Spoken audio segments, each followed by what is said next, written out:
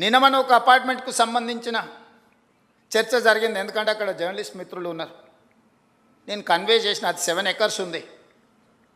ఆ 7 ఎకర్స్లో మూసీ నది ఒడ్డున, ఈసా నది ఒడ్డున ఉంది. అది నదులకు బఫర్ జోన్ 50 మీటర్లు, నాలాకు బఫర్ జోన్ 10 మీటర్లు.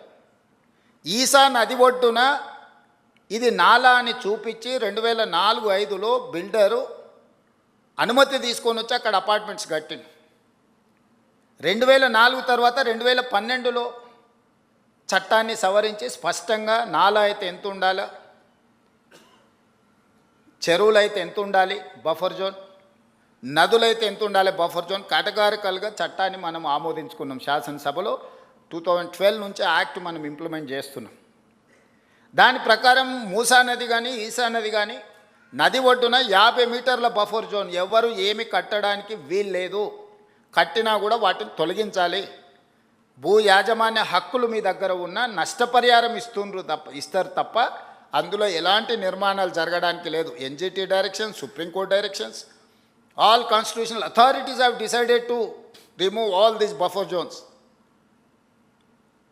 ఆ అపార్ట్మెంట్కు సంబంధించి దాదాపుగా 50% ఈ బఫర్ జోన్ 50 మీటర్ల 9 మీటర్ల సెట్ బ్యాక్ చూపించేసి ఇది నాలా అని చూపించి బిల్డర్స్ అక్రమంగా అనుమతి తెచ్చుకొని కట్టినరు. మన వాళ్ళు కొనుక్కున్నారు. అనుమతి చూసే కొనుక్కున్న వాళ్ళ గురించి నేనేం తప్పుగా చెప్పట్లేదు. అనుమతులు అన్నీ చెక్ చేసుకున్నాం. నేను ఈ మధ్యలో ప్రాజెక్టుని టేకప్ చేయాలనుకున్నప్పుడు చూస్తే మోర్ దాన్ 50% బఫర్ జోన్లు ఉన్నది. దీంట్లో చాలామంది తెలిసిన మిత్రులు ఉన్నారు.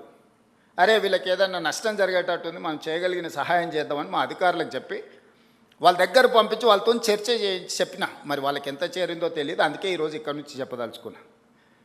వాళ్ళకి ప్రత్యామ్నాయంగా పక్కనే 7 ఎకరాలకు 7 ఎకరాల ల్యాండ్ ఇచ్చి ఇప్పుడు ఎంతైతే స్క్వేర్ ఫీట్ కన్స్ట్రక్షన్ చేసిందో కొత్త నిర్మాణానికి అవసరమైన డబ్బులు బ్యాంకులో డిపాజిట్ చేస్తా, మీరే ఒక సొసైటీ పెట్టుకొని మీరు కట్టించుకోండి. ఇది ఇంకా భవిష్యత్తులో ఎప్పుడు మీకు అమ్ముకోవడానికి కొనుక్కోవడానికి కూడా ఉండదు. ఈ 50 మీటర్ల బఫర్ జోన్ అనేది బ్యాన్ చేస్తాం. ఇప్పటికిప్పుడు కూలగొట్టకపోయినా భవిష్యత్తులో అది మీకు జీరో వాల్యూ అవుతుంది.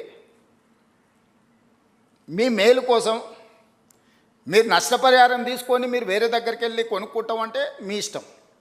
లేదు అంటే మీ ఎంత స్థలం ఉందో అంతే స్థలం ఆ పక్కన ప్రభుత్వ స్థలాన్ని కేటాయించి ఈ నిర్మాణానికి అవసరమయ్యే నిధులు కూడా ప్రభుత్వం ముందే మీ బ్యాంకులో డిపాజిట్ చేస్తుంది. మీరు ఒక అసోసియేషనో, మీ ఎట్లాగూ అపార్ట్మెంట్స్ వెల్ఫేర్ అసోసియేషన్ ఉంటుంది కదా, మీరు మీకు డిపాజిట్ చేస్తాం, మీరు కట్టుకోండి అని మేము చెప్పినాం.